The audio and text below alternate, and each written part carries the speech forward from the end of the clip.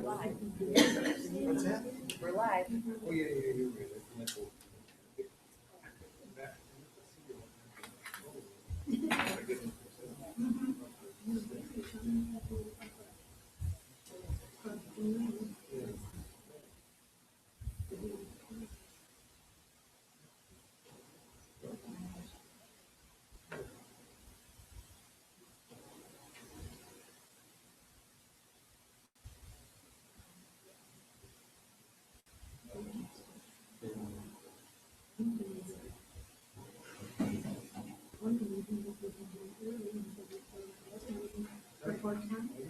Yeah, okay, yeah, but yeah.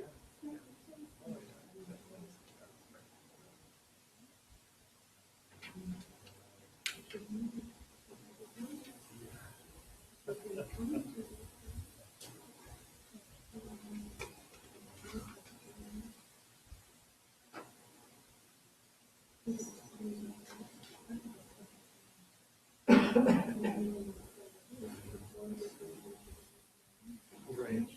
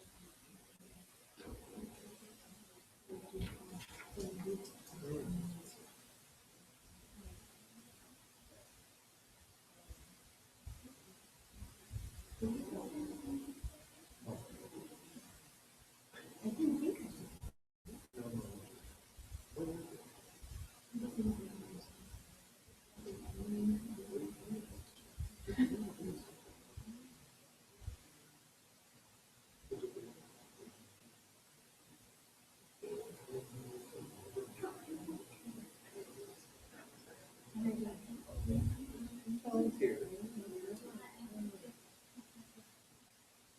Oh, yeah.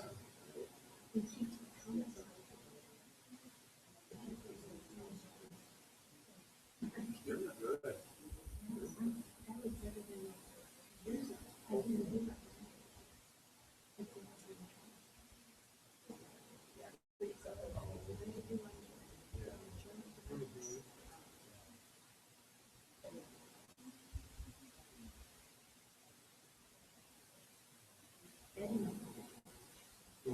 Right. Yeah. Yeah.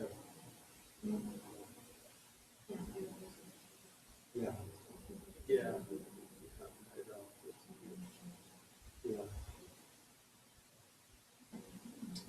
I know.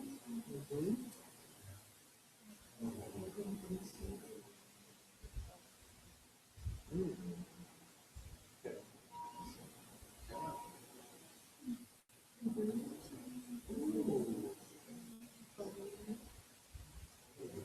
Mhm.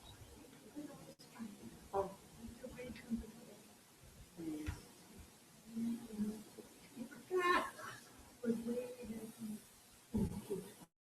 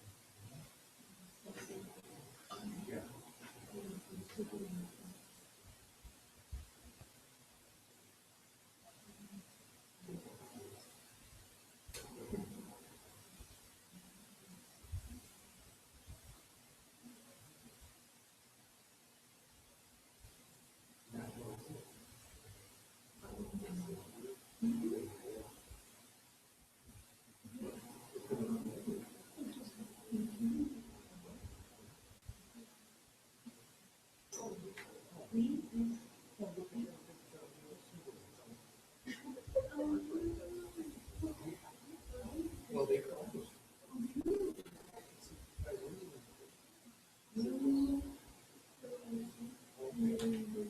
Yeah.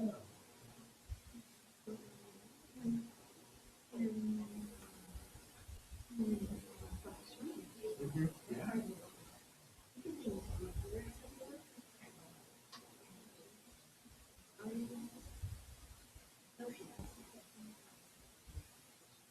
Mhm. I agree.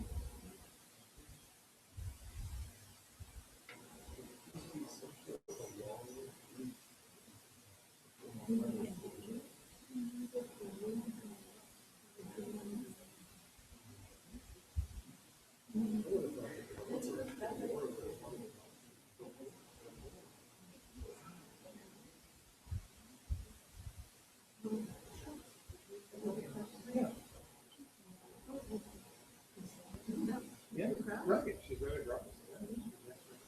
She's right across.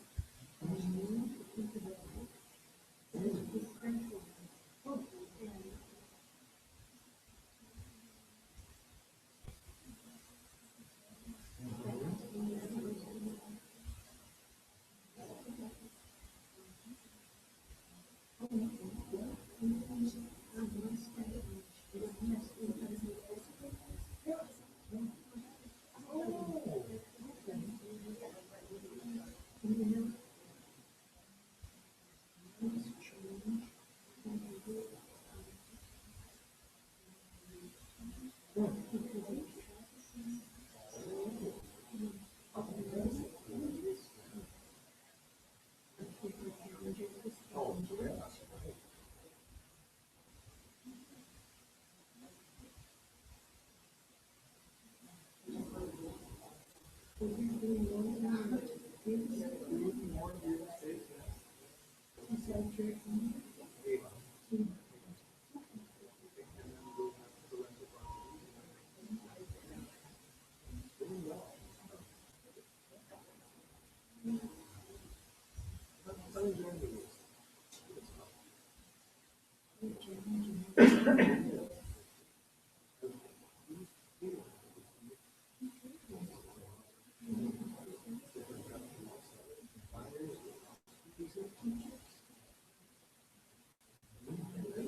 Right.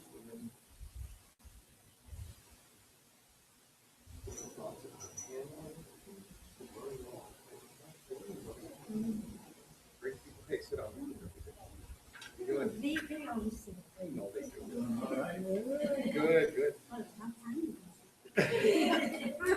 Sorry, we're late. Yeah, you're late. Well, there's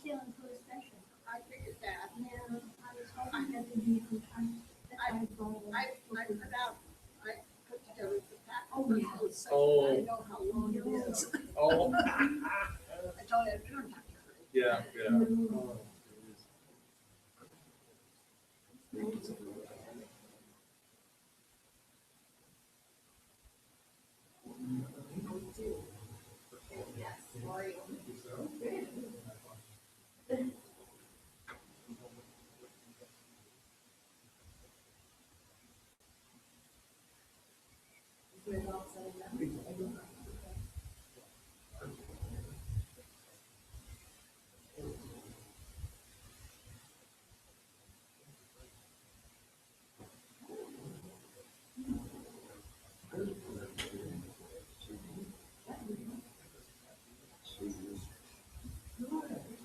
No, it's the last.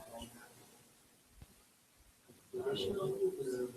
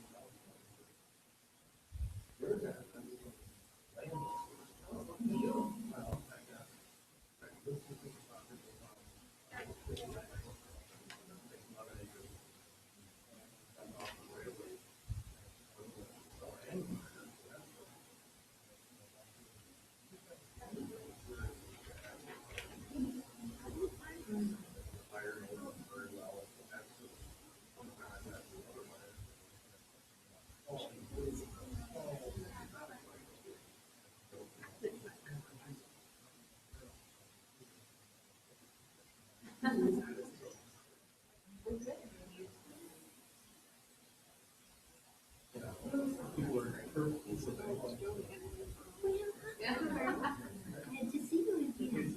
Yeah. Well, it's karma.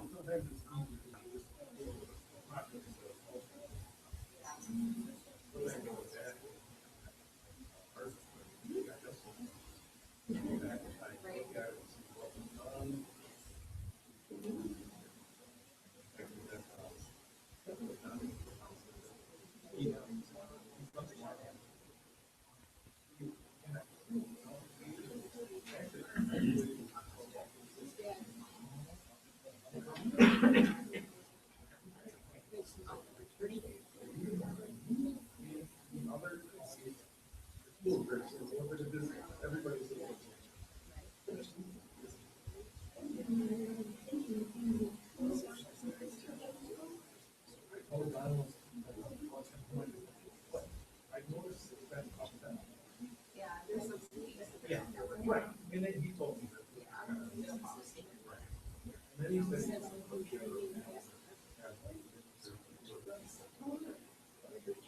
You know, I would like to see this.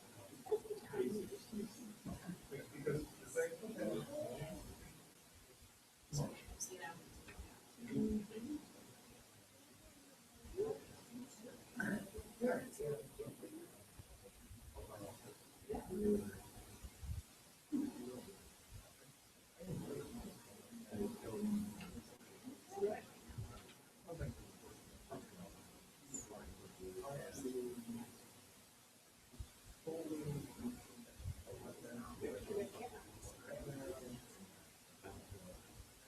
generation.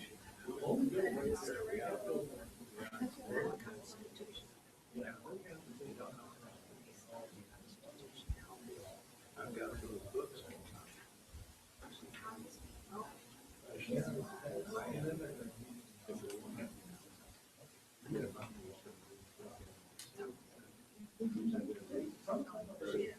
They, children,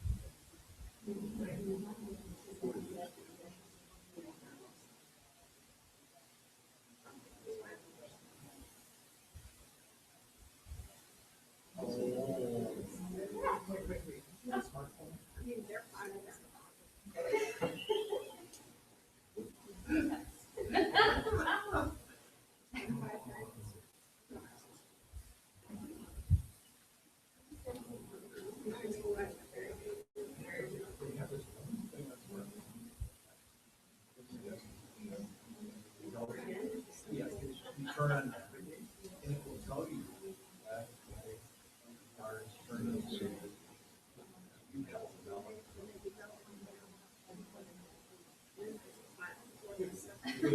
Well, it may not take you.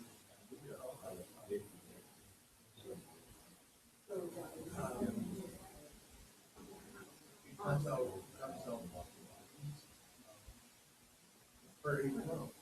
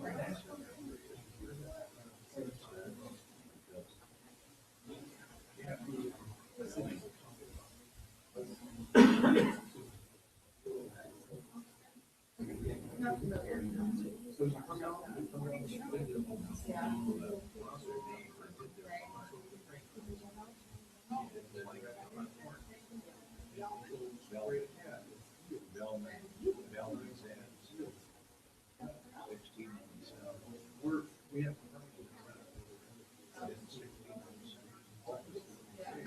What are you talking about?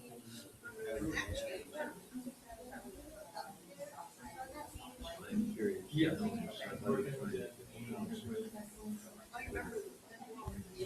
Yeah, I do, right. Yeah, because you got there. Yeah.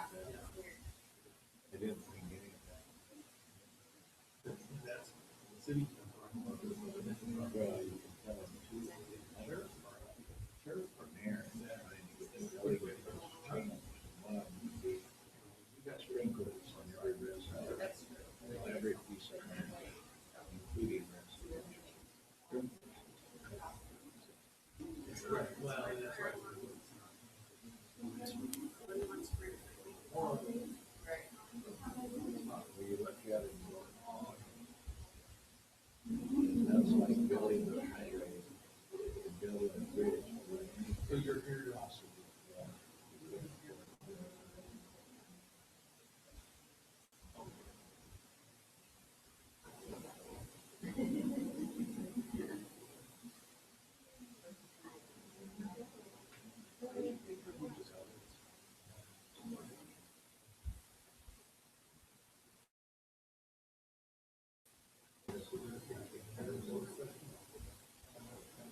Okay,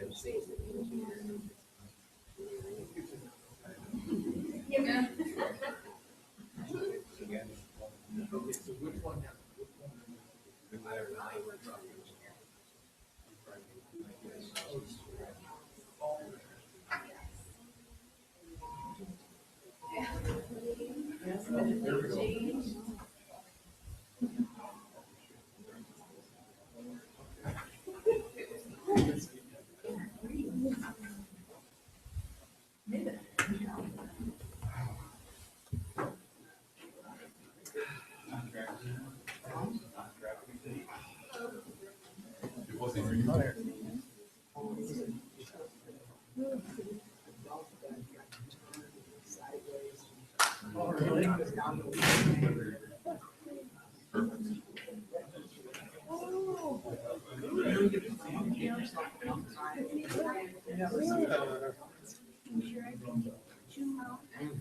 Yes. Good.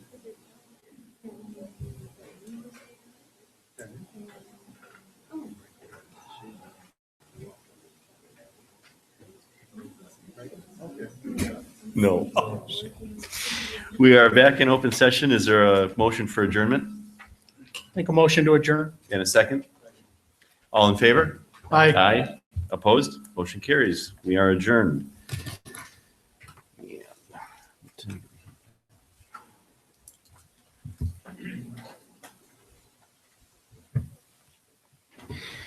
And I have 6:26.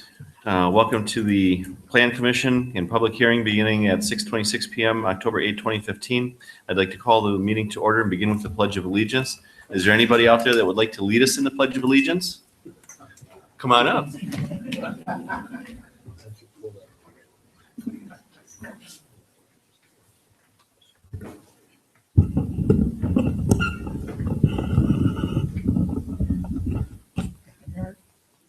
I pledge allegiance to the flag of the United States of America and to the republic for which it stands, one nation, under God, indivisible, with liberty and justice for all. Thank you, Carl.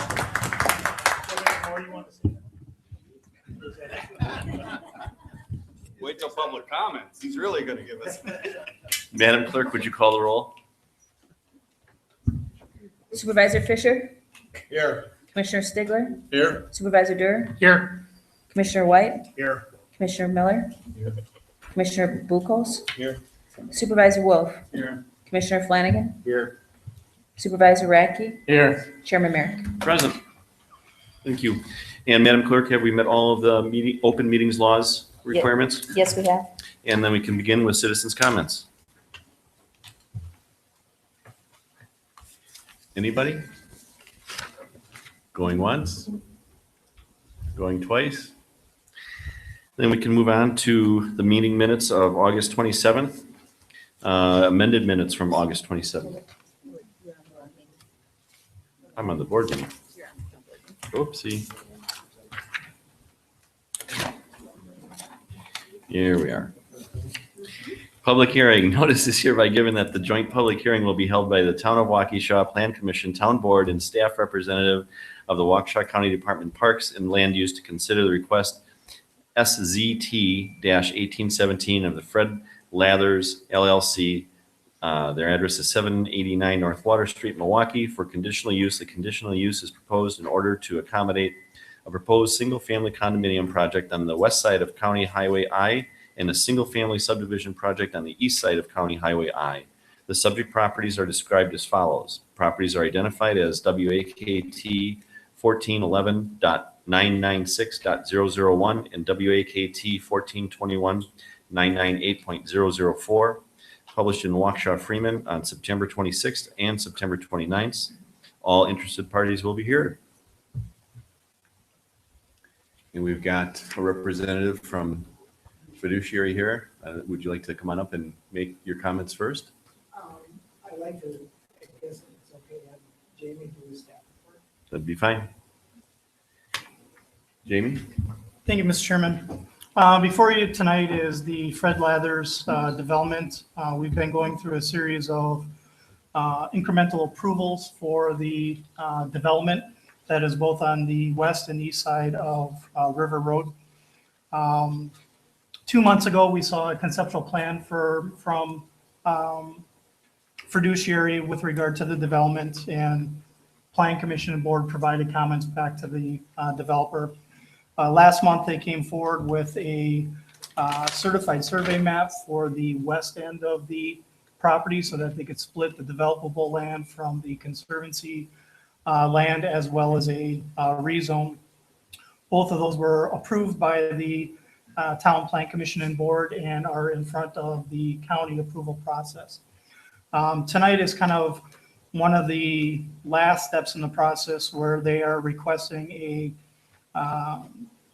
conditional use for the residential plan unit development, which is only going to be on the west side of the development, and then the preliminary plat for the east side of the development. The reason that they're requiring or requesting the conditional use, which is the residential PUD for the west end, is because they're doing more of a condominium development. It's going to be one lot with 8 single-family building pads on it. Per our ordinance, they can do that through a PUD. They are not at this point requesting any flexibility from front yard setback or side yard setback. They're going to comply with the underlying R2 zoning district. They're just requiring the CU, the conditional use, so that they can put more than one building pad on the lot. With regard to the preliminary plat, which is the east side, that had gone through the rezoning process last month. So once the county approves it, they will have R3 zoning on the east side, and they have submitted the preliminary plat. From a planning perspective, we had only noticed one lot that wasn't meeting the 120-foot average width, and that was lot 18. I did get a call from Mike earlier today. When the final plat comes back before the town, they will modify the lot so that it meets the minimum average width. All of the other 40 lots meet the dimensions for size, setbacks, et cetera, for the R2 zoning. You will also notice that the preliminary plat that was submitted, they did take into consideration the emergency access that was requested by the Plan Commission and Board, and they have put that on the plat. So those are the planning, I guess, comments that I have with regard to the conditional use in the preliminary plat. I'll turn it over to Chris to talk about the engineering side of it. Thanks, Jamie. I think in your packets, you'll probably see 2 letters from me. One is, as Jamie said, on the plat, dated September 30th, and the other is really a construction review, our review of the construction plans. They're generally technical in nature, so I try not to bore everybody with reading line item by line item, but generally speaking, we don't have any concerns with the plat other than those minor technical issues. And then my construction plan review,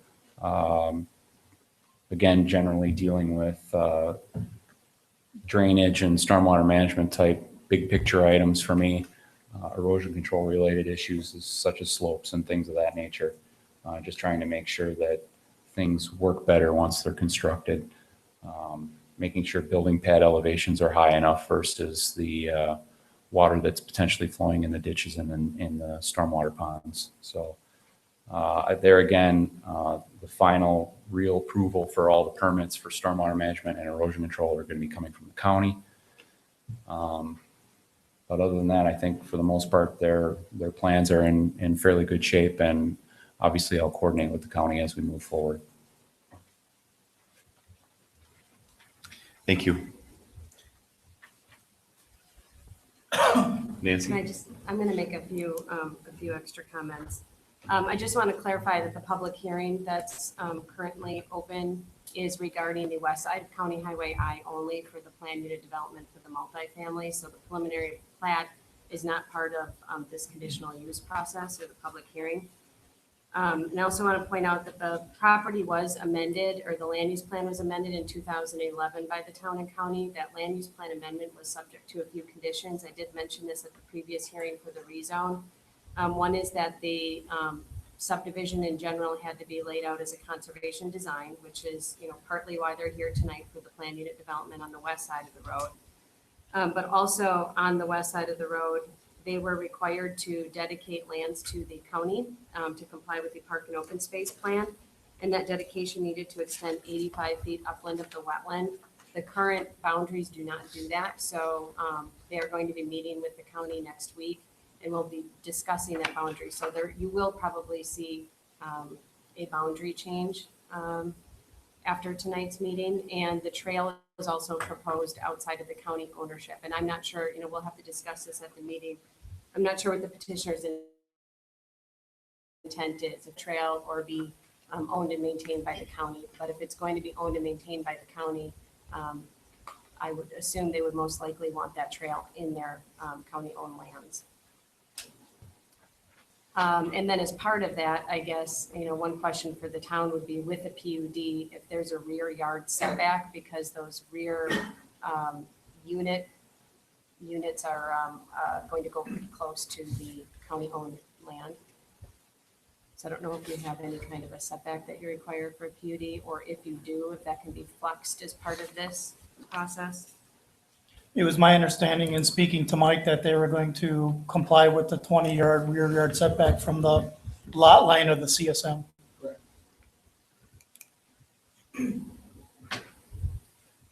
Does the town allow for modification if that's required as part of the PUD? I guess I don't understand the question. I know with the county's code, as part of a plan unit development, they're allowed to flex the setbacks and offsets. Sorry, I'm just real loud. They're allowed to flex the setbacks and offsets as part of a plan unit development. So if we have a required 20-foot setback, that can be part of the conditions of a PUD to be modified. But the developer's not requesting that. They said that they can comply with the 20-foot. You think you can comply with the 20 feet even if the boundary changes? My question is, we don't know where that boundary is going to have to be, because Okay, right now and- they do not comply with the land use plan. And that's new tonight. So when I had originally written the staff report, the understanding was they were going to comply with the 20-yard setback, so. Okay. And have a little bit of a legal problem if we're changing the descriptions and changing the plan. Well, I mentioned this at the rezone hearing that they weren't complying with the plan, and I guess that would be my comment is right now we're getting, we're having the public hearing, we're getting public comment. Generally, if boundaries shift a couple feet one direction or another, that can be done after a public hearing. I know Jamie's recommendation is that they have to comply with this plan, but as it is, it doesn't appear to comply with our requirements, at least not with the land use plan that was approved in 2011. And if they have to comply with the 20-foot offset, then their units might have to be modified.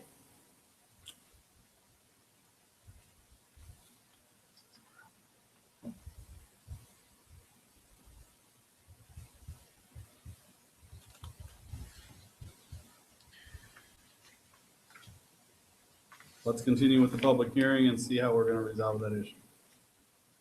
If everybody agrees, then,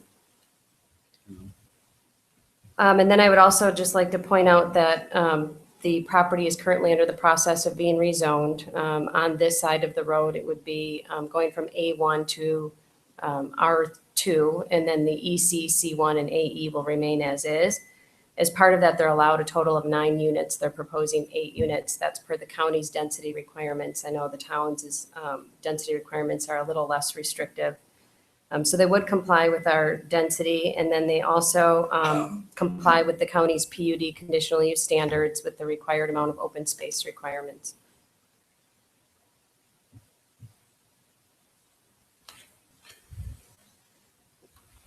Is that an issue that's fixable for you? Good evening. My name is Mike Schultz with Fiduciary Real Estate Development. Amy, can you tell me how far, what the difference is between the 85-foot line and what we're showing? Well, it's hard to tell because the property boundaries are not on this conceptual plan. But it looks like the 85-foot boundary is just on the other side of the trail. But right, like in this one spot, you probably aren't going to meet the 20-foot setback.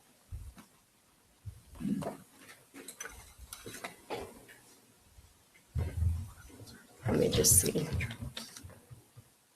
I mean, it's really close, but that happens to be the unit that's the smallest one of all 8, Unit 3.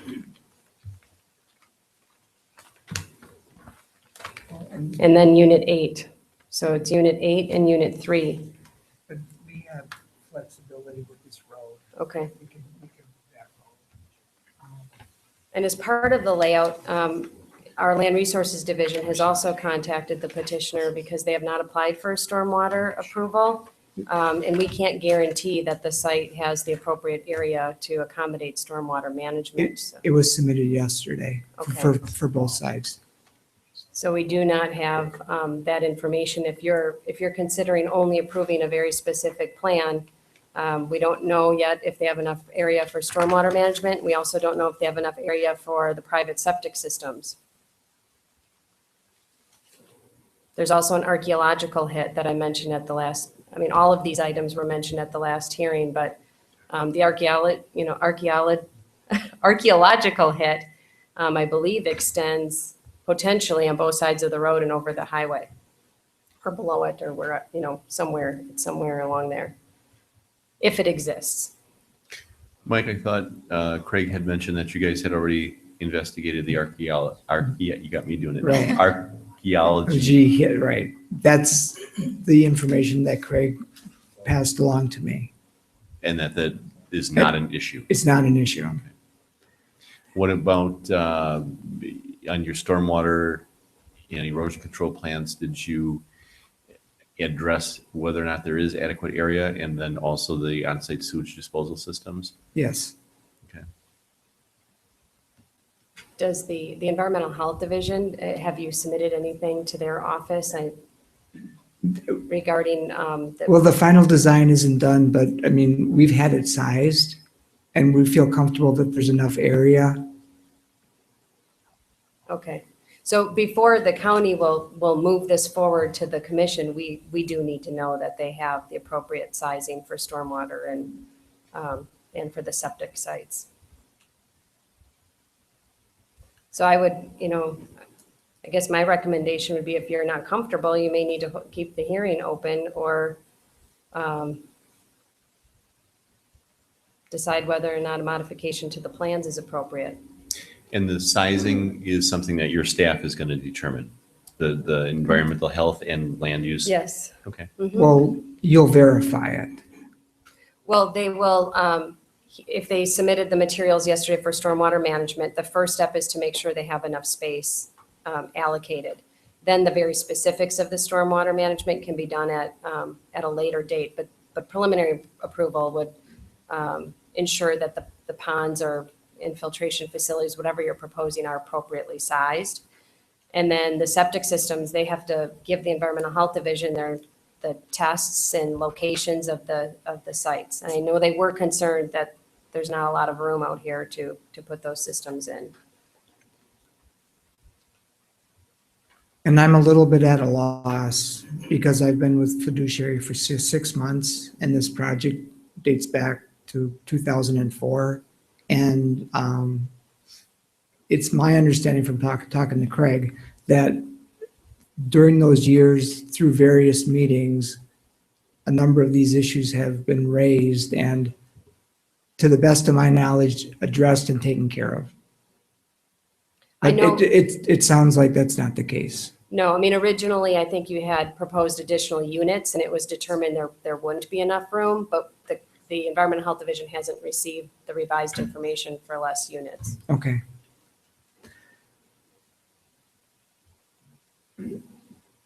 So, I was under the same impression you were as well, right. talking to Craig. Right, but the conditional use is only allowing us to have more than one building on the lot. From the town's perspective, correct? Right, Well, they have their conditions are tied to this specific plan as drafted.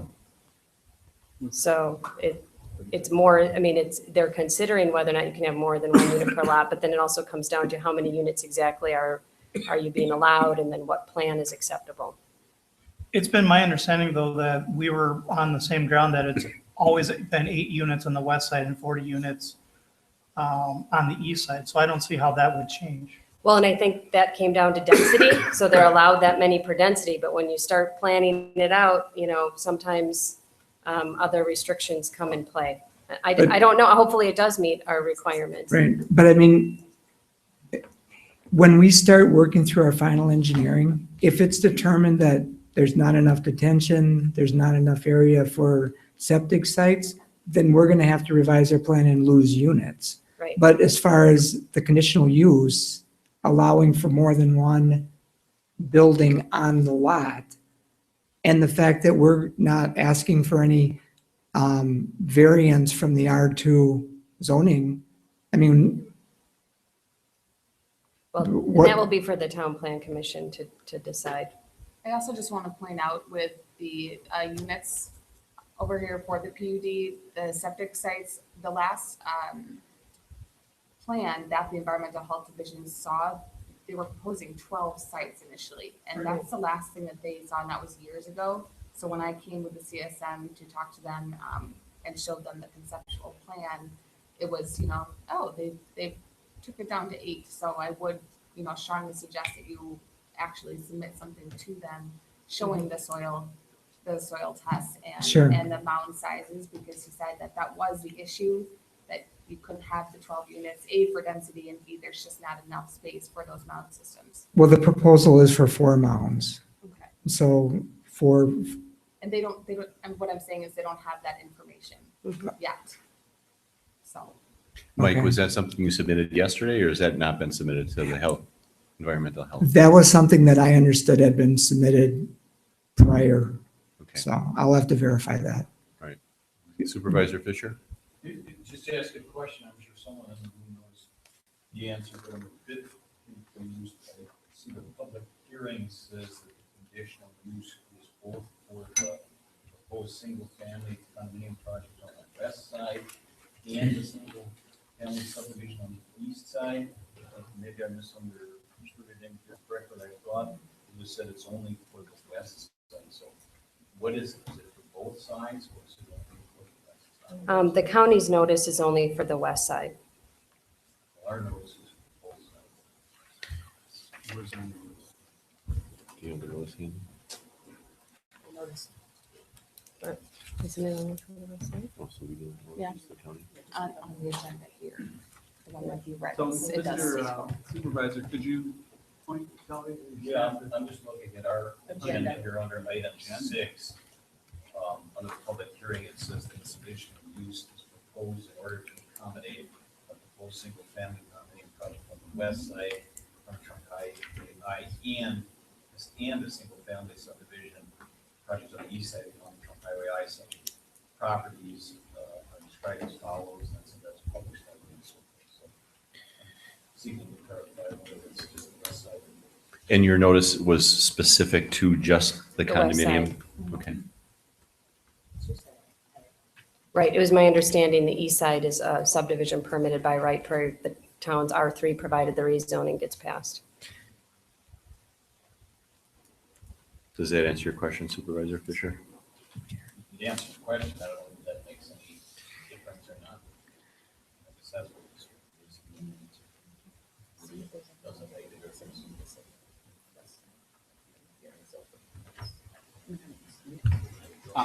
It's, the legal answer to that question is it's overly broad, and if it had been for both and we'd only listed one, we'd have a problem. We listed it for both.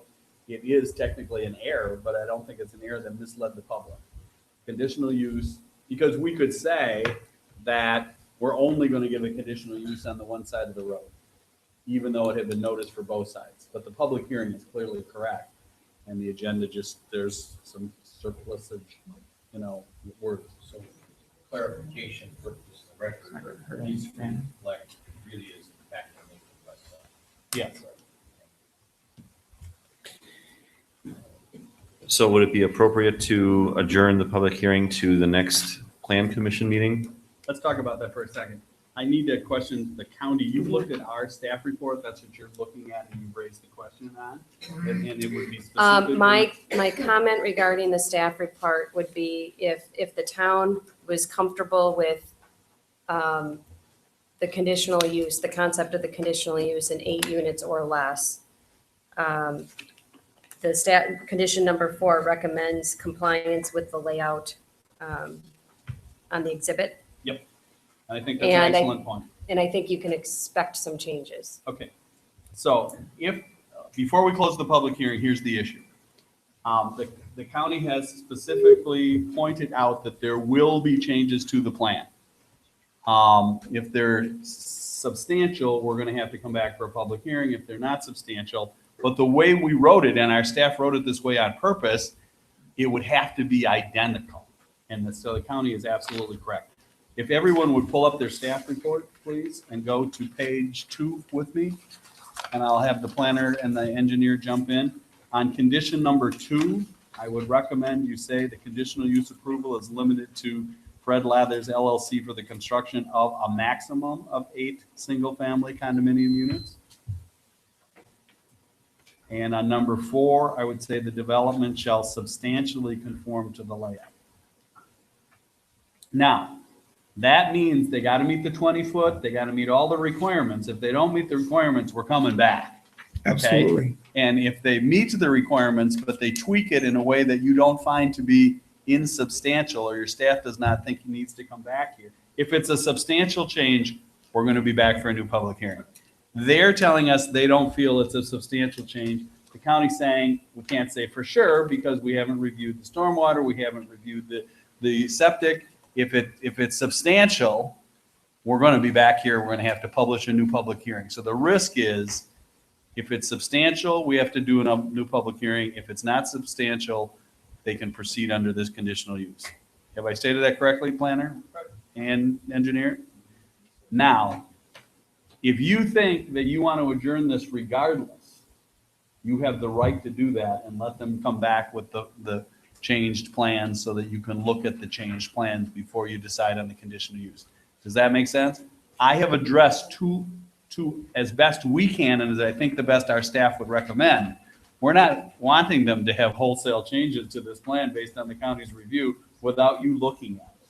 Does that make sense? But if you're of a mind, and I have some plan commissions who would say, we're adjourning this and we want to see the new lot lines, we want to see that it fits, we want to be convinced. So it's really a policy decision of whether you want to adjourn or not. I have addressed it as best as I think our staff would recommend we address those issues raised by the county. Does that make sense? I'd like to make a comment. If on our layout, there's a box shown, that box is a building pad. It doesn't represent the building. The single family building can go anywhere inside that box. And that, I believe that box is 65 by 65. So there's plenty of room to move that building. That's a good point. But Jamie's conditions the planner's conditions are only that you meet all the requirements of R2. In addition, you have a minimum 25 feet between buildings. So that means you have to meet the 20-foot rear yard from the new lot line regardless, and that's fine. And you're saying that you think that there's enough leeway to allow that based on the size of your buildings. Yes. And I think that's good information for the commission. The policy decision for the commission is if you want to see the revised plans before you vote on this, you adjourn the public hearing.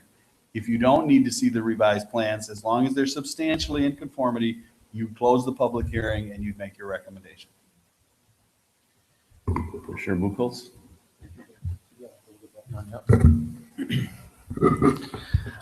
I'll make a motion that we adjourn the public hearing and We have request to hear if there's any public yet. So then we're going to call one more time after all this discussion. Chief, do you mind? I just want to give the public one last opportunity to be heard. Now you're going to show me that nobody has any comments and you're going to make me look silly, but that's okay. I'd rather look silly and make sure the public's had every chance to talk. Okay, Chief, I think we're ready for a motion. We need a motion to close the public hearing. Hold on, can I ask just one more question, just so I can get all the issues out? I'm assuming this is a private road. Yeah. Yes.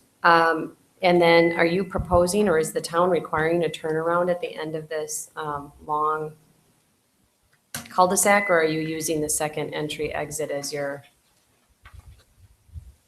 in and out? As it's drawn, just, if they the drive town is down- comfortable with it. What's that? As drawn, the town is comfortable with it. Okay. If they have people parking at the end, I'm just thinking if they go to the south side and you have people parking there, there might not be enough room to turn around.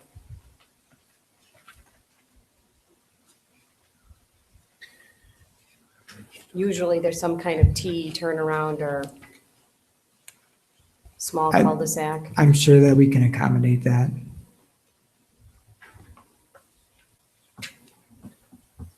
Amy, just to address a couple of your other comments, I mean, the CSM indicates the dedication of the open space to the county. The intent is to have the path on the county-owned lands because it is going to be the county's path. So the only question is setback requirement off the wetland that you referenced is 85 feet. Right, well, currently the trail's not on the county-owned lands for the CSM.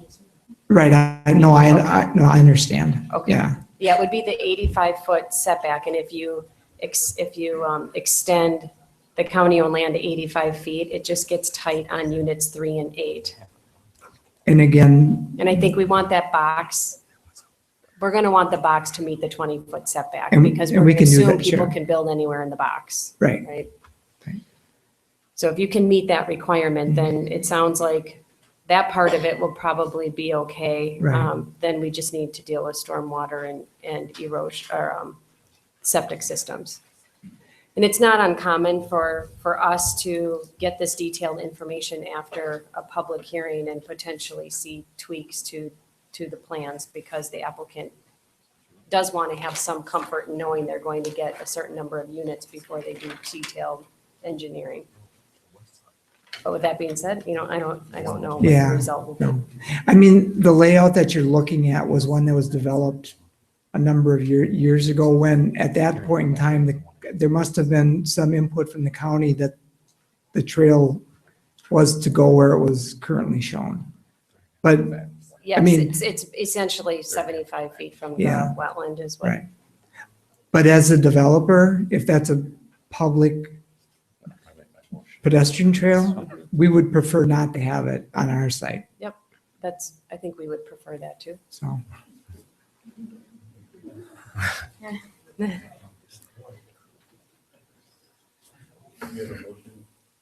Motion to close the public hearing? Close and adjourn. I'll make a motion to close the public hearing. Then a second?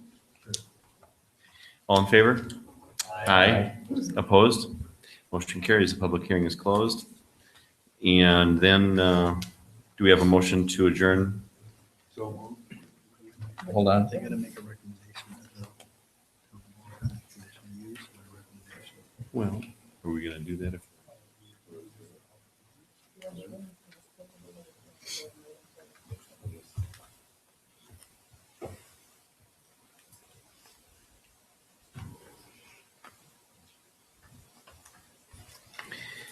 The word adjournment scared me, so that's why I stopped adjournment. Sorry. Discussion and possible action on the conditional use owner FRED Lathers.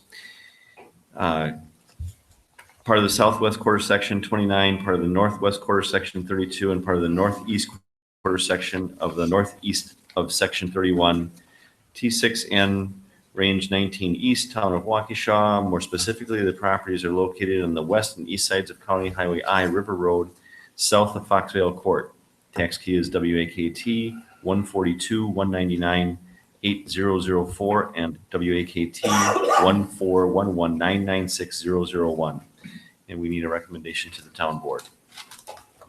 Point of order, Mr. Chairman, I think that we need of the location and taxes we have the public right now, so we'll just apply to the west side of the The tax keys will be correct because both of those properties go on both sides of the road, so it's parts of both of the tax key numbers. There's, the property owners own two separate parcels. They both go across the highway. And so the west side includes parts of two parcels. Part of each tax key numbers. Yes. Strike language, Mhm. And the east side. Strike and the east side. Okay, the minutes will reflect that we've stricken and east side and indicated that it's a portion of the one tax key.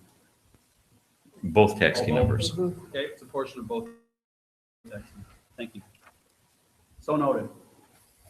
We need a motion as to whether to act on the conditional use now that the public hearing's been closed. I know the chief was ready to make one before. I'm ready.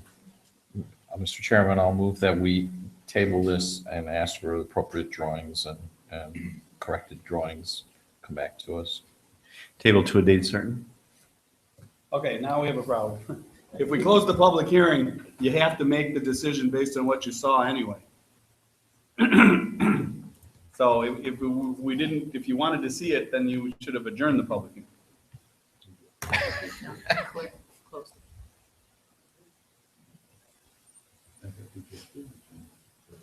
Close. Close. Not adjourned. Yeah, well, and that was what my motion was going to be, and you stopped that. I thought your motion was to adopt the plan, but I didn't No, it know. wasn't. It was going to be to adjourn the public hearing so that we could get a new drawing back here. Right now, we don't even have a drawing in front of us to look at, so.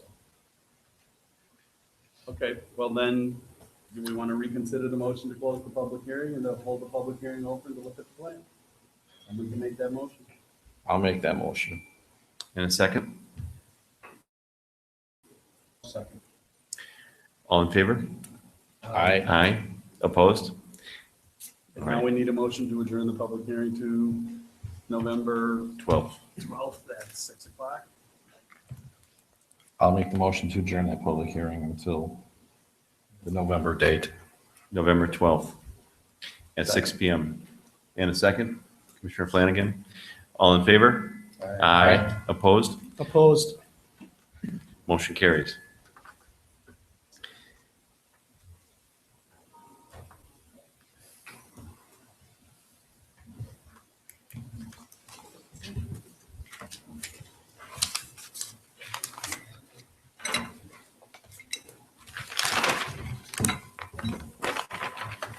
On to B, the preliminary plat for owner is FRED Lathers.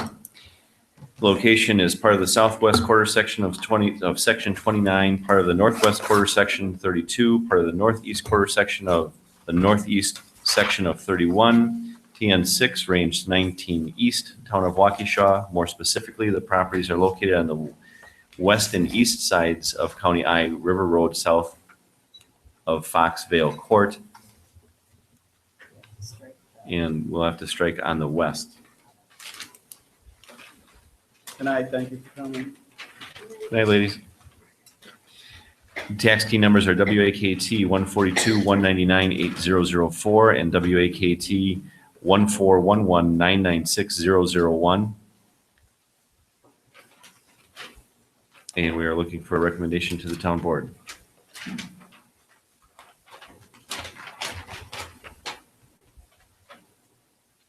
Questions? Commissioner Buchholz?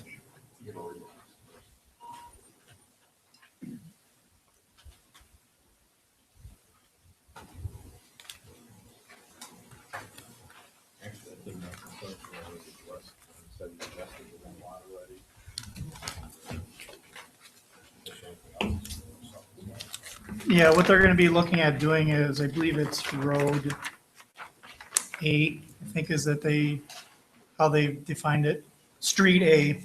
They're going to modify the curve and shrink Lot 1 so that the width of Lot 18 can be larger. And they'll do that as part of the final plat.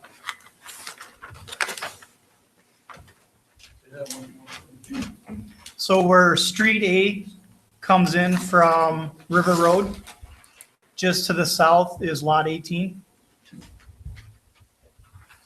And then to the north of it is Lot 1.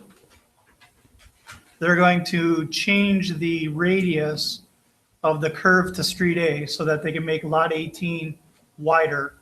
And then they're going to shrink up Lot 1.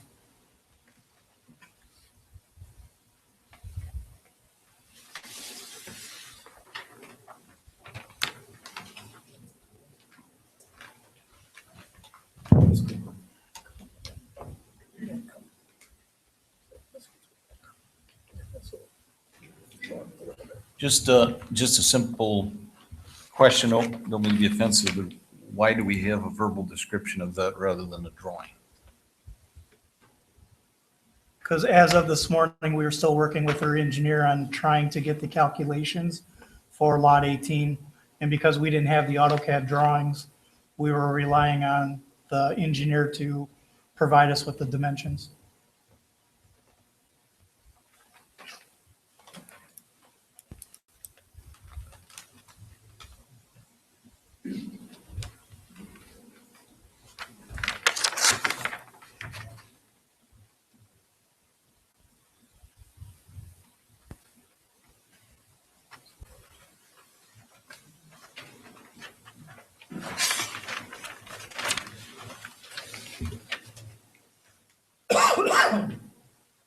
What, maybe if you could just answer one question to help, leaving that verbal description aside. Right now, between lots 1 and 18, there's a 66-foot, that's a 66-foot standard right-of-way, correct? Correct. And then what is, it looks to scale like it runs 66 feet out. I'm sure there's an answer. What's that 100-foot dimension number that's just above the S and T and street? That's describing something else? Describing the vision triangle. Okay, thank you. So it's a 60, in the thing you're telling us verbally, this still would be a 66-foot right-of-way for Street A, but the part where it intersects Street B would shift to the north or northeast? Is that what you're saying? It's my understanding that both the connection point on River Road and the connection point on Street B will stay the same. They're just going to manipulate the arc of the road. Oh. They're only like 5 or 6 feet off. The calculation measured from the front yard setback and the rear yard setback, the average lot size has to be 120 feet in width. They're like 115 feet. So they need to manipulate the geometry of the lot in order to get the 120 feet to match our ordinance. So it's a small tweak. Correct. Thank you.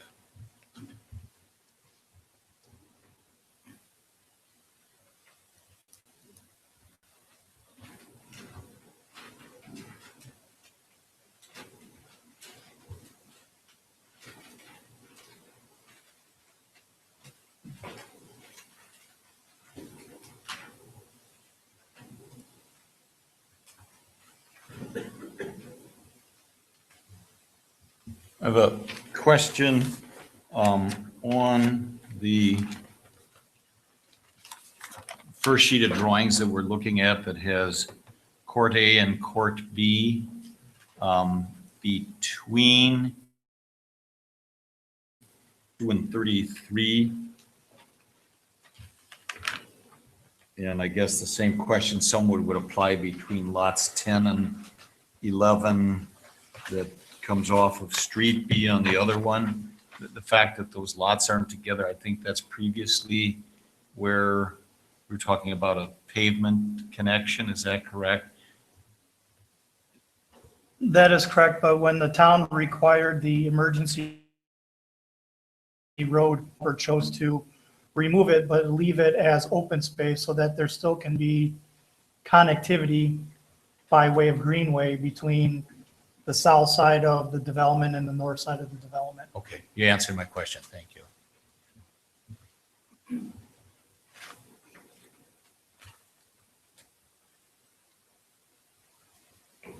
Is there a motion for a recommendation to the town board? I have a question for Chrissy. I'm trying to find that. You said something in your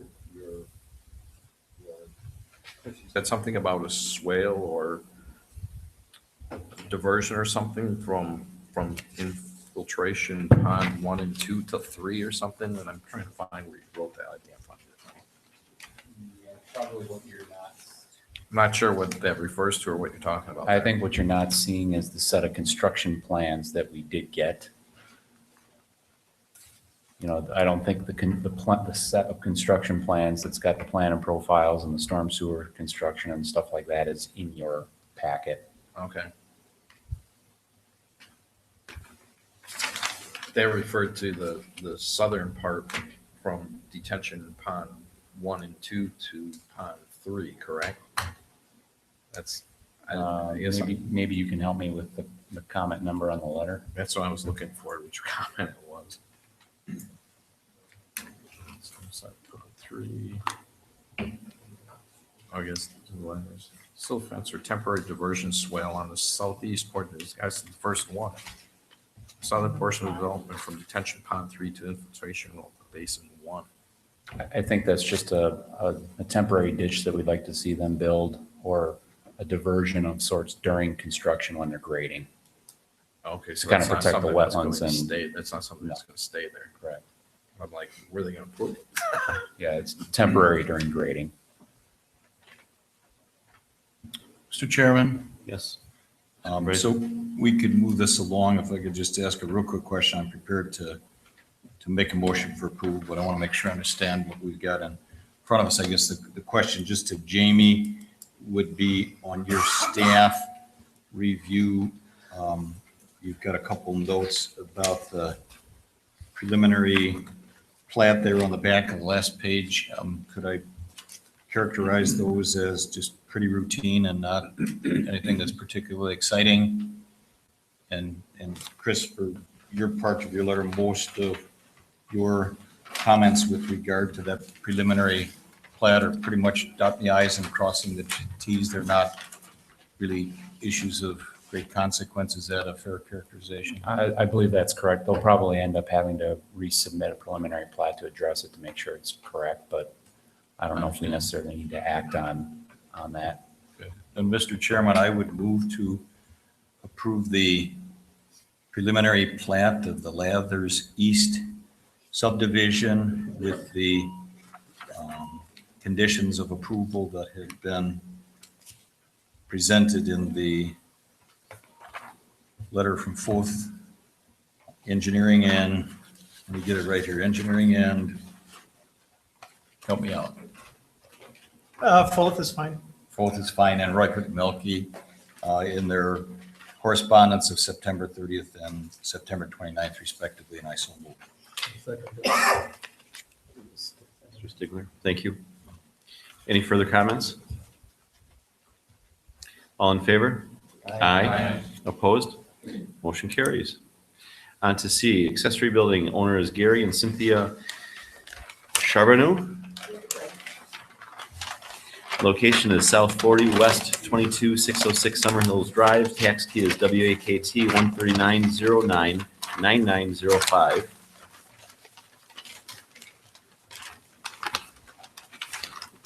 Planner Rybarczyk.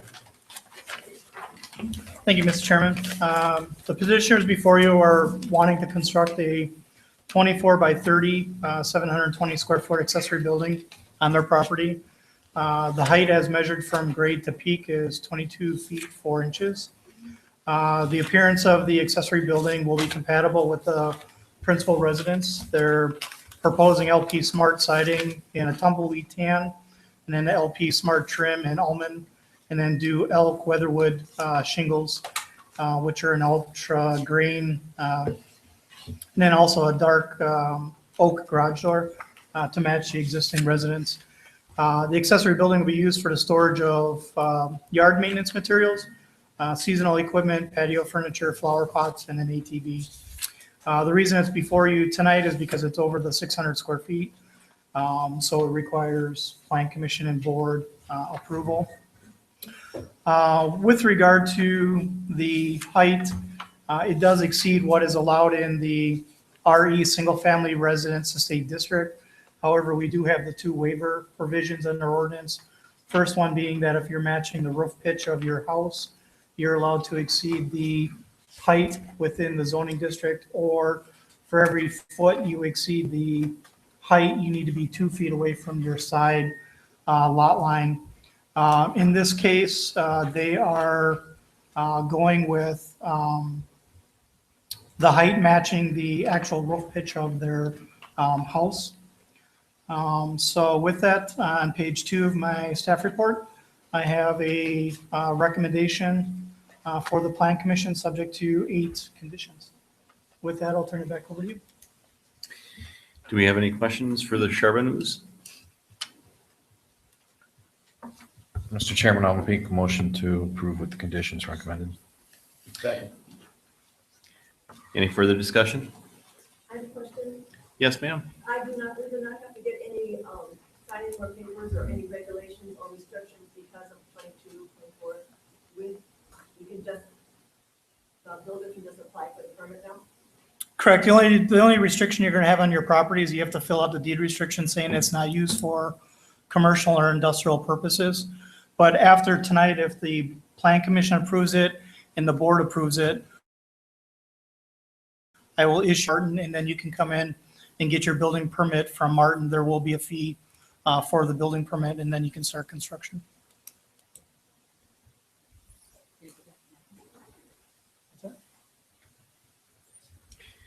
Thank you.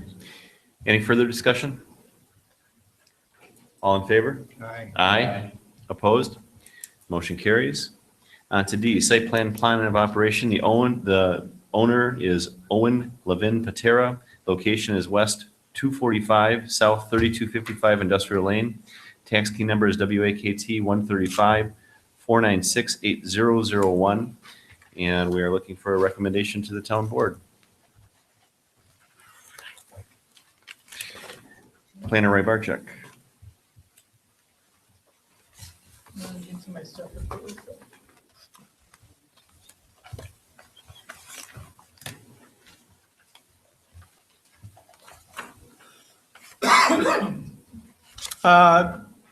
In front of you tonight, there should be a revised packet for this application. It's an existing industrial building on Industrial Lane. There's currently one tenant that's in it. What they're looking to do is subdivide the space so that it can have 3 tenants in it. One or a tenant would be Dependable Brake Systems, which is operating in there now. The second tenant would be Stefan Forklift Repair. And then the last tenant will be, I believe it's the official name is Skate Time School Programs. Dependable Brake Systems, they rebuild and reline the heavy duty brake shoes as well as the wholesale brakes, shoes, and related parts. They're looking at hours of operation from Monday through Friday, 7 a.m. to 3:30 p.m. Their maximum number of employees are going to be 3, and the business uses just 1 flatbed truck. For the Stephen Forklift Repair, they repair forklift trucks, forklifts, and material handling equipment. Their hours of operation are going to be Monday through Friday from 7 a.m. to 3:30 p.m. Their maximum number of employees are going to be 6, and their business uses 5 service vans and 1 flatbed truck. For the Skate Time School programs, they deliver roller skates and inline skates to schools within Wisconsin. Their hours of operation are Monday through Friday, 8 a.m. to 5 p.m. Maximum number of employees will be 2, and the business uses 1 box truck and 1 pickup truck. The site plan illustrates 13 parking stalls for customers and employees. When I looked at our ordinance for the off-street parking, they're in compliance. It only requires 11, so they have 2 more. The proposed uses, as have been presented, are allowable underneath the limited industrial district, which this is zoned. So that's kind of a general overview of what they're looking to do.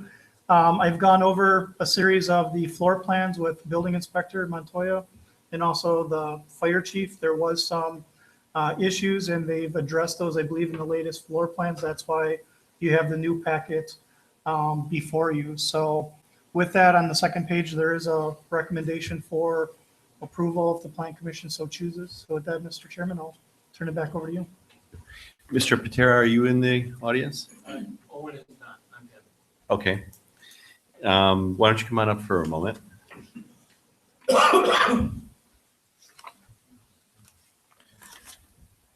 On council's advice, one thing that we do need to make you aware of is, since this was petitioned in the manner of having all three tenants on the same petition, anytime that any one of the tenants would want to make any changes, all three of the tenants have to come back before the board and plan commission. And that means if I were your tenant, I wouldn't want to do it this way, but you've submitted it this way. And if the board's of a mind, I'm sure I've never seen it done this way in 35 years. I'm not saying we can't do it this way because you submitted it, but that means that if one of your tenants has a problem and the other tenant applies to change the number of employees or something, we can put conditions on the tenant that's a problem. That's because of the paperwork that was handled and how it was handled? You submitted all three together apparently on one form. Is that correct, Mr. Labarge? It was one application, and then they filled out the site plan for each one of the tenants. And then it was one set of construction drawings for. But if it's on the same application, regardless of if there's three plans of operation, it's still under one umbrella. Correct. It was my understanding that as Industrial Lane WLLC, as the owner of the building, that they were basically the applicant and these are their tenants, and they were requesting site plans on behalf of their tenants. And do we have any questions for Mr. Levin? I guess I just have a question for clarification purposes. Right? Could you introduce yourself and tell us who you are and I'm what your Kevin. relationship is to this? Yeah, I'm Kevin Creary. I'm with Capital Commercial. We were the broker involved in this transaction. Okay, so we don't have a property owner here. I mean, who is making this request? The property owner? The application was filled out by the architect. I've got a problem with that. As I should.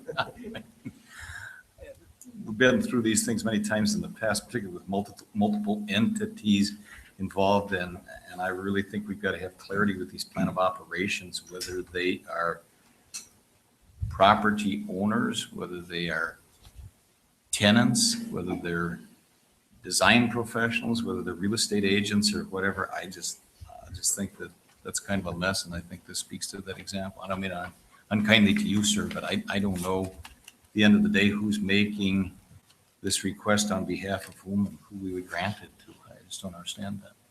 The property owner is Industrial Lane, Wisconsin. They're out of Tampa Bay. That actually owns the property and the building. The two gentlemen, they operate out of Tampa Bay, Florida. Throughout the whole process, I've been working with their broker and their architect on their behalf. I don't think that they intended on being here for the process. They've just been utilizing their agents to speak on their behalf. So who's Owen? What's that? Owen is the architect? Owen Levine is the architect who filled out the application. It was my understanding that Owen couldn't make it tonight. Well, maybe just to go at it another way, and I understand, appreciate that. Thank you. Assuming we're inclined to approve this plan of operation, site plan and plan of operation for multiple tenants, on whose behalf are we doing that? The property owner and the tenants are bound to it? Is that where we're headed? Mr. Chairman, we always used to require something either in writing or in person from the owner of the property. I mean, there should be something in writing from the owner. I mean, if one of the tenants or there's an issue, that it just seems to me that if I owned a property. I mean, not to nitpick it, but we've got, I mean, I see this memorandum of understanding for professional. Correct. The property owners have signed off as Owen being their agent, so you do have that as part of your okay. application. All right, then that deals with it.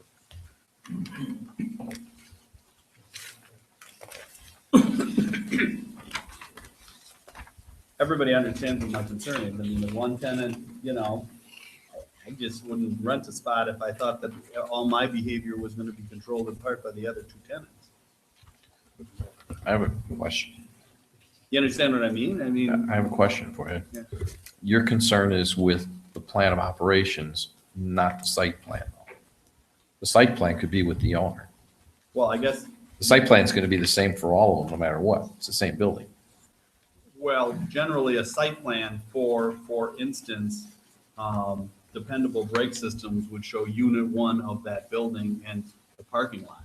That's the only thing that dependable brakes, as an example, would be responsible for. Right, I understand The question that. I have with the site plan is, how are the bathrooms gonna work? Every unit doesn't have a bathroom. And of course, we've got zoning issues because they're dividing out a single tenant building into three. And that's all been worked out with the building inspector. It meets code in that for the shared bathrooms.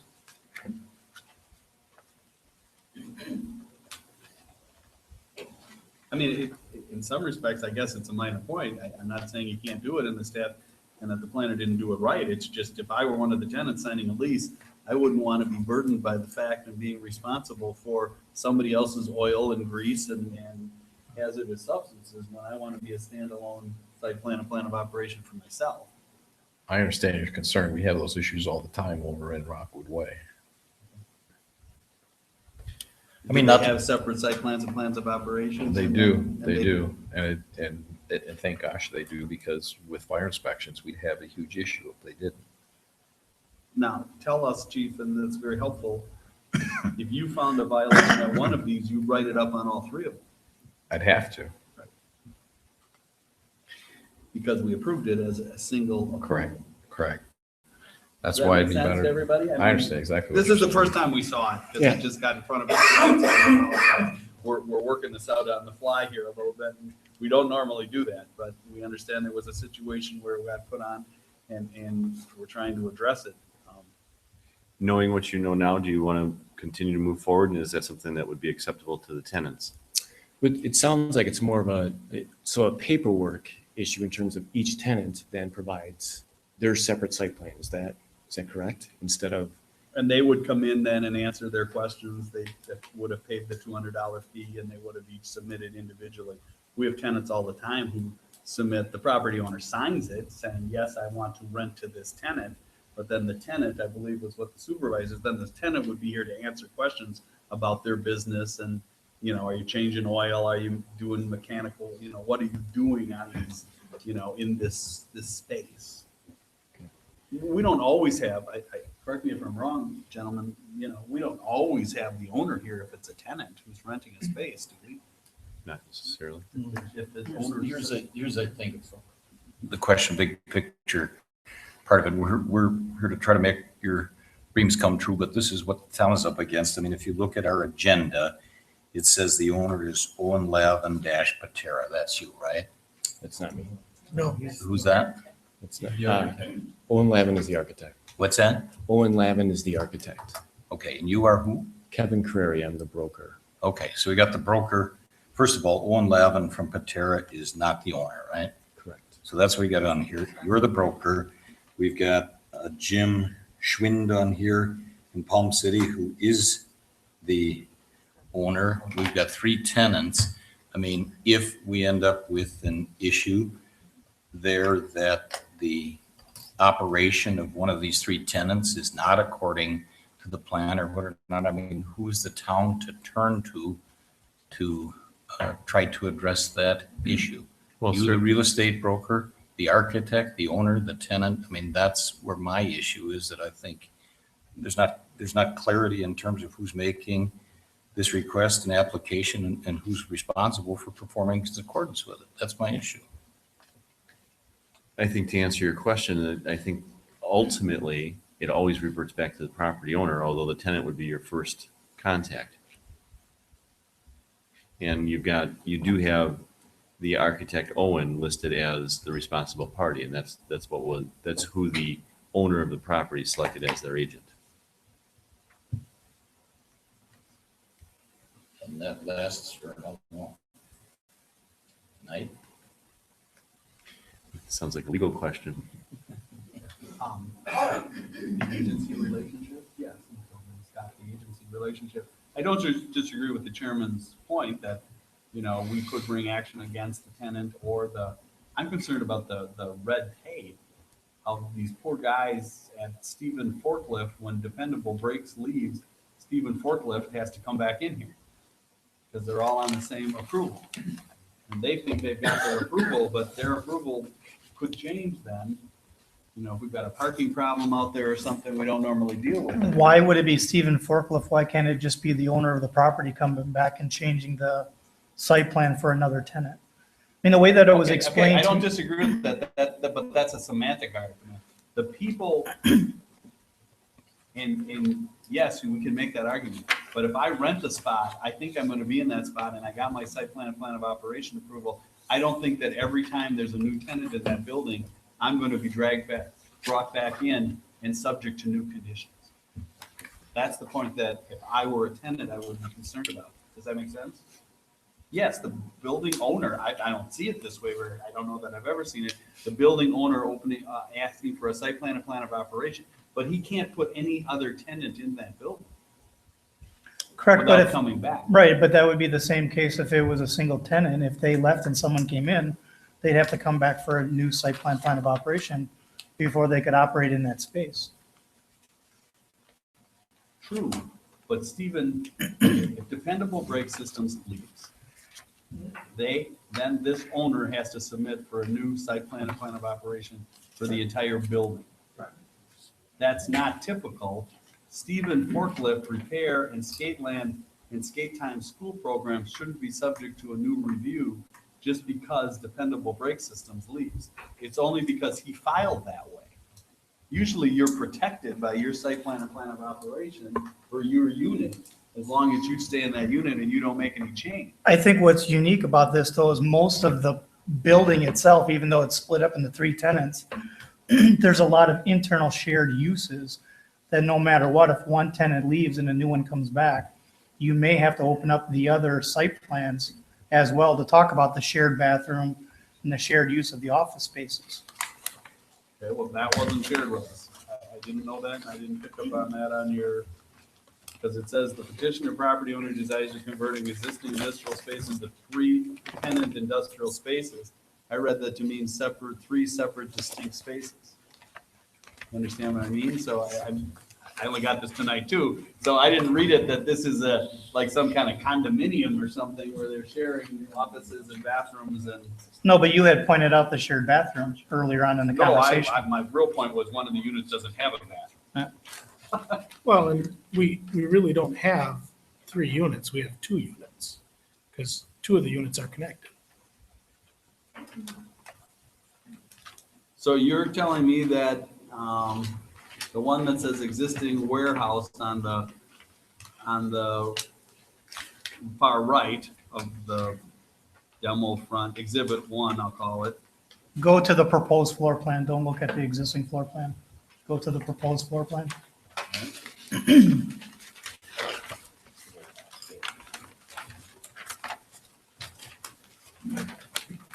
What is that titled? Proposed floor plan. So, oh, here it is, okay, it's in the fold, sorry. I was looking at the A1. Gotcha. E1. See, the plan commission has to know what they're approving. So can somebody from Rollerblade Company go over to the bathroom on Dependable Brake System and use that bathroom? No, they have to go to, their bathroom is in the Stephen Forklift Repair. So tenant 2 and tenant 3 share a bathroom. Tenant 2 and tenant 3. New stuff. And how do we know that from the site plan? I'm not questioning that, that's not the truth, that's just. So if you look at tenant 2, Okay. there's 2 bathrooms. There's one that's accessed by an office space. And just to the north of it, there's a bathroom there that accesses the warehouse space. Okay? Yep. And then you have a door between tenant 2 and tenant 3. That's how they access the bathroom. It's through that door, through the common wall.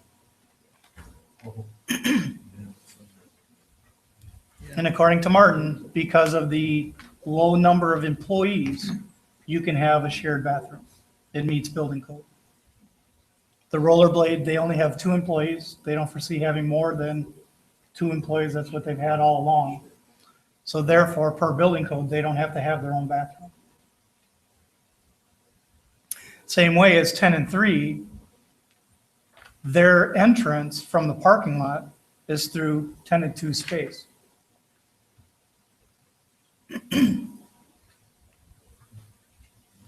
So they would come from the parking lot into 10 and 2 space, past the bathrooms, through that common doorway into their space. Or in their case, it's probably going to be through the rear overhead door and back. Because they just come with their trucks with the rollerblades, drop them off, load up another load, and then leave. Again, speaking with Martin yesterday, it meets building code. So in order to have 3 separate plans of operation, I think any time one of these tenants changes, you may still have to look at the owner, the tenant to the right of you and the tenant to the left of you to see if any of their conditions are going to have to be modified in order to make this work. They're using internal offices and bathrooms as it was built out for 1 tenant. They're trying to convert it for 3 tenants without having any additional build out.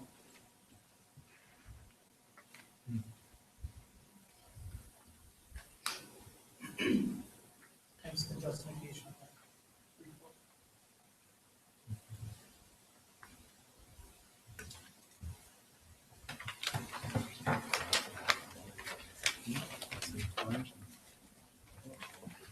Any further questions? Is there a motion? I make a motion we approve subject to the conditions of our engineer And planner? and planner. And second? Ken Miller. Any further discussion? All in favor? Aye. Opposed? Motion carries. Thank you. On to E, determination of Woods Road extension. We have directed staff to draft reports on the determination of Woods Road and whether or not that will be extended. Does anybody want any clarification on that or feel a need to make a motion on that? Is there a reason to make a motion? There is not. Doesn't have to be. Then we can move on to approval of the minutes from September 10, 2015 Plan Commission and Joint Public Hearing. Is there a motion? I'll make the motion to approve the minutes. Second. Any discussion? All in favor? Aye. Aye. Opposed? Motion carries. And lastly, 10, adjournment. Is there a motion for adjournment? So moved. Second. All in favor? Aye. Aye. Opposed? Motion carries. We are adjourned. Thank you. Aye, aye, aye, aye, aye.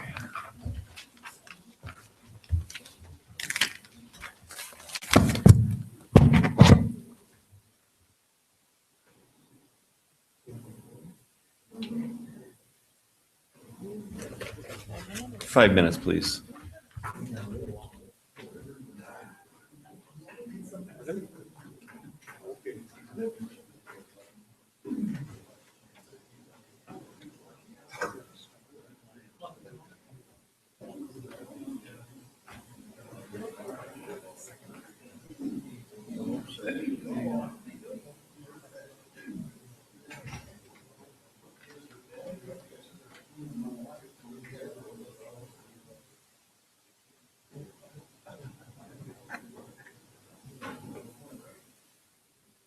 No, it frustrates me.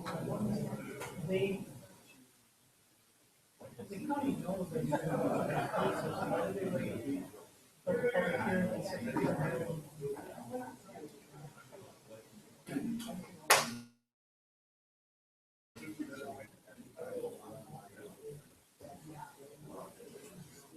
Yeah, that's fine.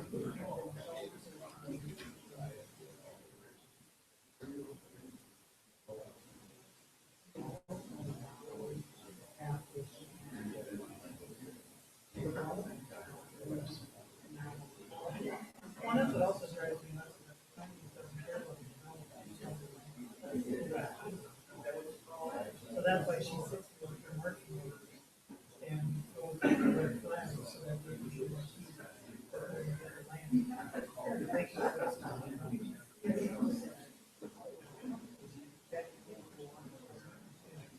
They just want to make sure that, you know, it's not.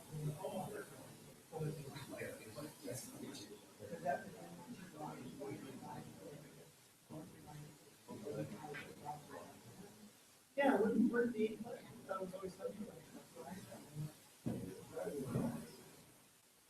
So why is she not saying? I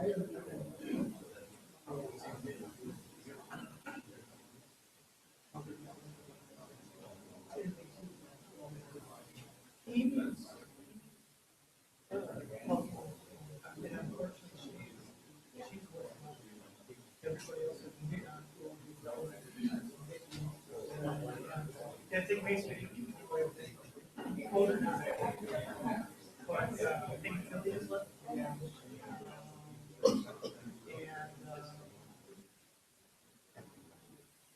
And Jerry. Very funny. They have very new. That's it. And Amy, I think, is seniority.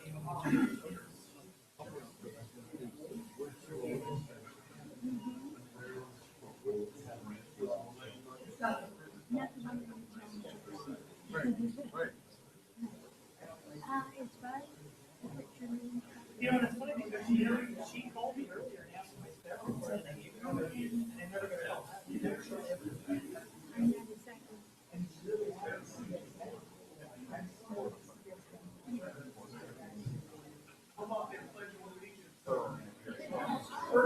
First day of kindergarten, he's the only one, he was the only one who knew the pledge of allegiance the first day of kindergarten. All right, well, sorry about that. I gotta go.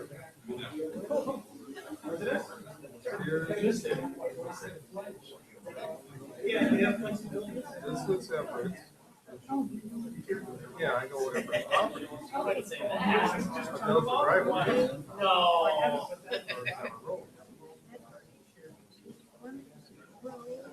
With the code.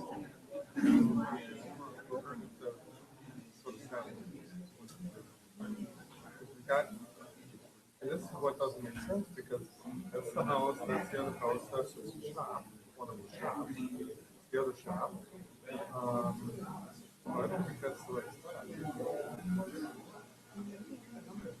Okay. Yeah. Because there's also, well, yeah, but there's the wooden store that you didn't see, but it's not that wooden store. Because I was looking, because he's also got stuff down here, over here, and I didn't know if he's got stuff over here. Because he's got stuff in this area, somewhere right here too. Right, and that's what's not coming up, that's why I was, yeah, it doesn't come up, so.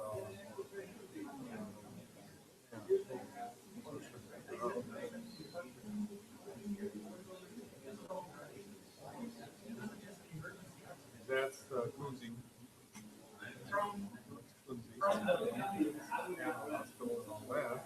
That would be like one day. Is this the road?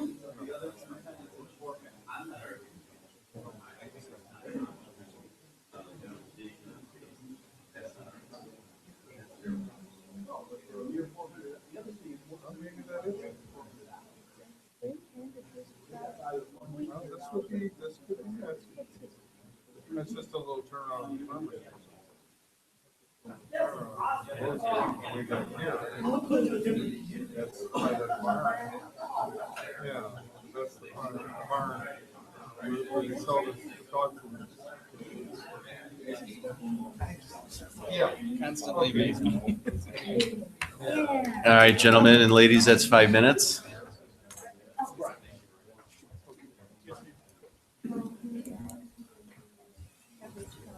Or where, what road is? Oh, just yeah, yeah.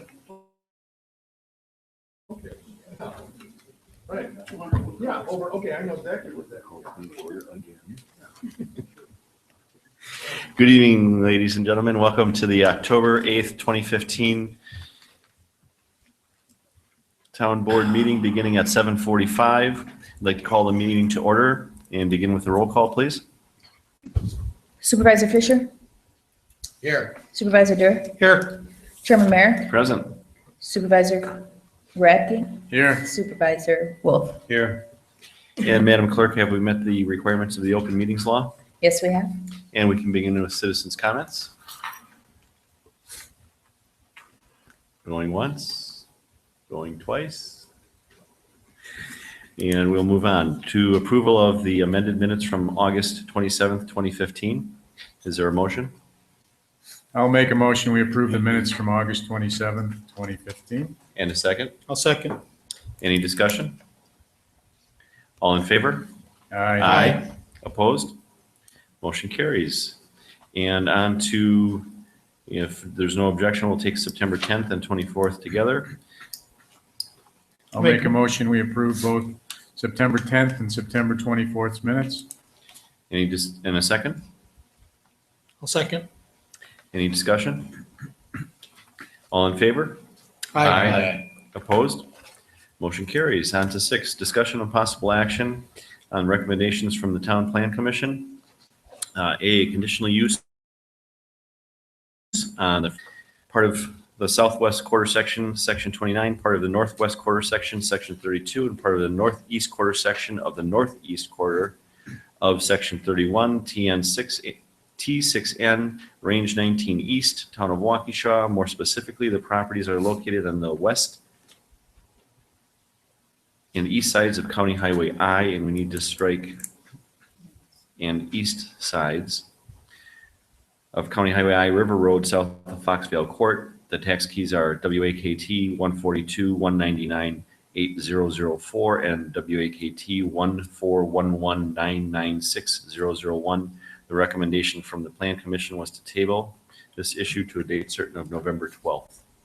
I'll move to accept the recommendation of the Town Plan Commission. And a second? Second. All in favor? Aye. Aye. Opposed? Motion carries. On to B, the preliminary plat. Owner is FRED Lathers. Location, part of the southwest quarter of section 29, part of the northwest quarter of section 32, part of the northeast quarter of the northeast quarter of section 31, TN6, range 19 east, town of Waukesha. More specifically, the properties are located on the west and east sides of County Highway I, River Road, south of Fox Valley, and we need to strike on the west side. Tax keys are WAKT 142-199-8004 and WAKT 1411996-001. Recommendation from the Plan Commission was to approve. Is there a motion? Move to accept the recommendation of the Town Plan Commission. And a second? I'll second. Any discussion? All in favor? Aye. Opposed? Motion carries. On to C, accessory building. Owner is Gary and Cynthia Charbonneau. Location is South 40, West 22606 Summer Hills Drive. Tax key number is WAKT 139-099-9005. And the recommendation from the Plan Commission was to approve. Is there a motion? I'll make a motion that we approve the Charbonneau's accessory building subject to the conditions. And a second? I'll second. Any discussion? All in favor? Aye. Opposed? Motion carries. On to D, site plan, plan of operation. Agent is Owen Levin Patera.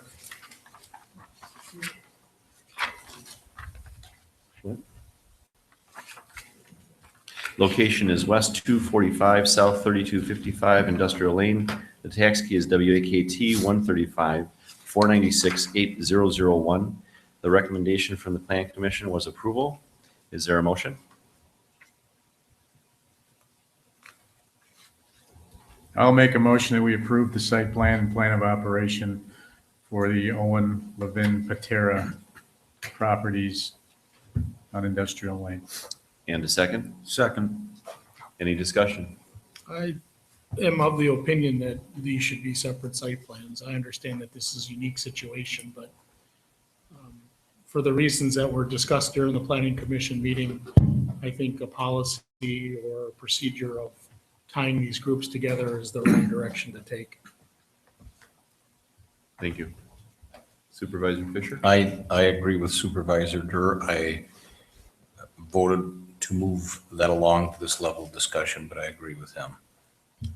Thank you. Now, I think we made the point very clear as to the reasons that they should submit separate site plans, plans of operations. He chose to ignore it. I guess I don't have an issue if all three tenants are going to be tied together.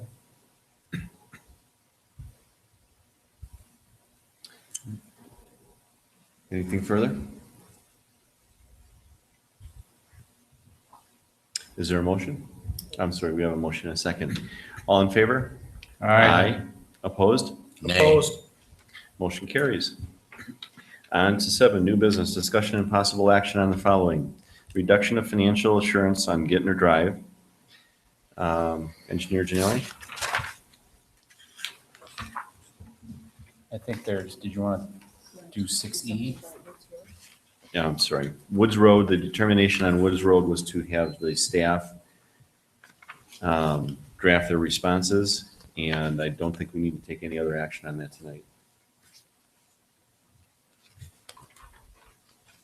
And then we can move on to the reduction of the financial assurance on Gittner Drive. Very well. My letter is dated September 29th, should be in your packet for the Shimaluski Gittner Drive reduction to the financial assurance and a recommendation to accept the public improvements. I think what I'll do is just kind of read the letter because it's fairly short. We have received an email from the developer, Kevin Shimaluski, dated September 8, 2015, requesting a reduction to the financial assurance. In addition, the developer has completed all the public improvements. As such, we recommend that the town accept the public improvements to Gittner Drive. The asphalt paving work was completed on July 27th, 2015, and therefore the one-year warranty period should be set to expire on July 27th, 2016.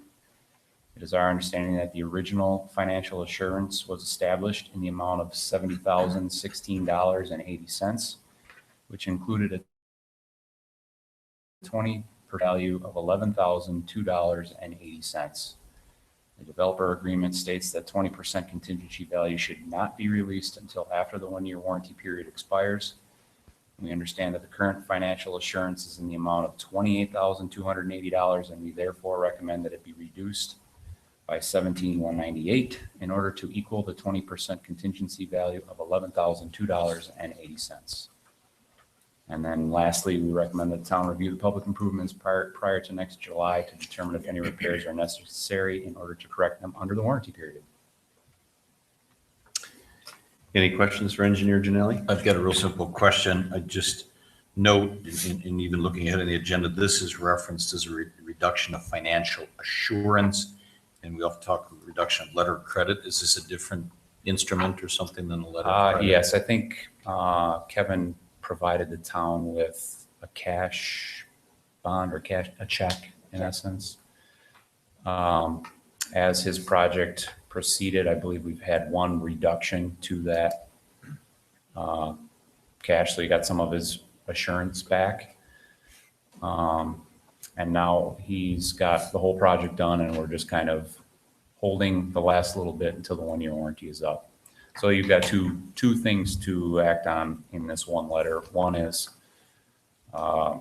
accepting the reduction in the financial assurance, and the other is acceptance of the improvements.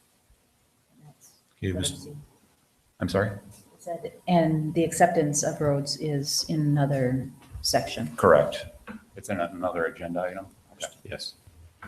Mr. Chairman, I will move that we accept the recommendation of Town Engineer Janelli for the reduction in financial assurance for the Gittner Drive to a contingency value of $11,002.80, and I so move. And a second? I'll second that. Any discussion? All in favor? Aye. Opposed? Motion carries. On to B, reduction of letter of credit for Cedar Hills. Engineer Janelli? Again, September 29th was a Town of Waukesha Development Day, so I wrote another letter that day for Cider Hills. In essence, it's the same exact letter as I just read, with just different amounts. Bellman Homes has a letter of credit. They've provided us with a request dated September 21st, asking to reduce that letter of credit. They actually have a couple of punch list items with doing some seeding along the shoulders that they're going to take care of here later this year. Asphalt paving graveling shoulder was completed on September 17th, and therefore the 1-year warranty period should be set to expire on the 17th of next year, September 17th next year. Again, their letter of credit was in the original amount of $490,493.98. Agreement had a 15% contingency value of $63,977.48. That 15% should continue as long as the 1-year warranty period. Again, very similar. We understand that the current letter of credit is in the amount of $101,328.98, and we therefore recommend that be reduced by $37,351.50 in order to equal that 15% contingency value of $63,977.48. Thank you. Is there? A real quick comment, if I could, and it's not for tonight's discussion, just an observation, but one day I think we need, been through this, I think previously, but we need to have an understanding or explanation. We've got discrepancies in contingency values that may have a good explanation and may not, but we've got a 20% another. That's not for discussion tonight, but it's an observation, something I think we need to address. With that said, I will move to accept the recommendation for the reduction in the Cider Hills letter of credit and reduce it to the 15% contingency value of $63,977.48 as recommended by Engineer Janelli, and I so move. And a second, any discussion? All in favor? Aye. Opposed? Motion carries. On to C, accept the road in Cedar Hills and Gittner Drive, the road improvement specifically. Engineer Janelli? Yes, there again, we've got for Gittner Drive, the final asphalt work and shouldering work was on July 27th this year. So the 1-year warranty period should be set to expire July 27th next year. They've got all their work done. We've done the review of it. I think what we'll do is next May, take a look and just do a punch list walkthrough and make sure everything's still fine, and then revisit this next July. Thank you. Is there a motion?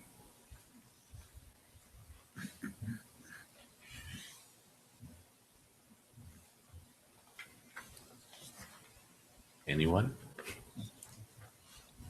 I'll make a motion to accept the roads in Cedar Hills and Gittner Drive. And a second? Second. Any discussion? Has your firm inspected these roads? Yes, sir. Yeah, okay. Who seconded that? I did. Thank you. Only comment, it's Cider. Thank you. CIDER. Anything further? All in favor? Aye. Opposed? Motion carried. On to D, ordinance 2015-07, amending section 10-1-12-C, sub C, and 10-1-13 sub B, and 10-1-14 sub B, regarding the speed limits and stop signs on Gittner Drive, Cider Hills Drive, Heather Drive, and Heather Drive and Cider Hills Drive, and Cider Hills Drive at Brook Hill for stop signs. Is there a motion?